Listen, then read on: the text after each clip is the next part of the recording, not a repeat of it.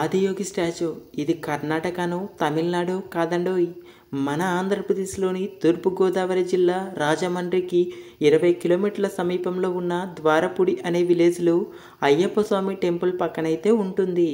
60 అడుగుల ఎత్తు, 100 అడుగుల వెడల్పుతో తెలుగు రాష్ట్రాల్లోనే అతిపెద్ద ఆదియోగి విగ్రహంగా ఉంది.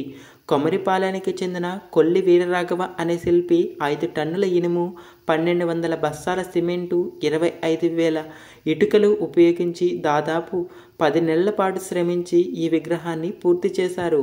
శ్రీ ఎస్ఎల్ కనకరాజు గురుస్వామి, శ్రీమతి పాన్ముడి దంపతులు 2025 ఫిబ్రవరి 26వ తేదీ శివరాత్రి రోజున బుధవారం ఉదయం 5:30 ఈ విగ్రహాన్ని ప్రతిష్ఠించారు.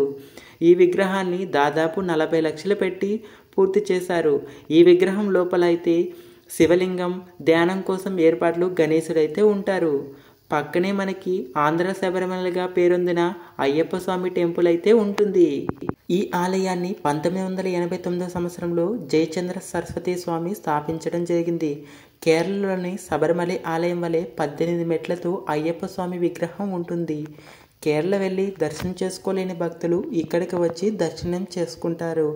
అందుకే ఆంధ్ర శబరిమలగా బాగా పేరు పొందింది. ఆలయంలోని మెట్లు శబరిమల ఆలయంలోని 18 మెట్లను పోలి ఉంటాయి. అయ్యప్ప విగ్రహానికి దారితీస్తాయి. ఆంధ్ర శబరిమలగా చాలా ప్రసిద్ధి చెందింది.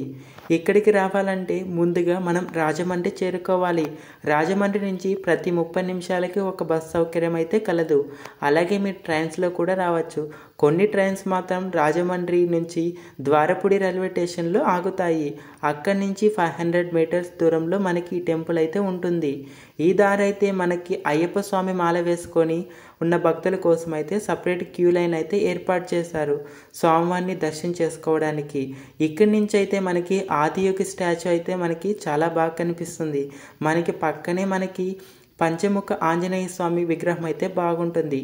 మన వీడియోస్ ఎలా అనిపిస్తున్నాయో కామెంట్ చేయండి, లైక్ చేసి సబ్స్క్రైబ్ చేసుకోండి.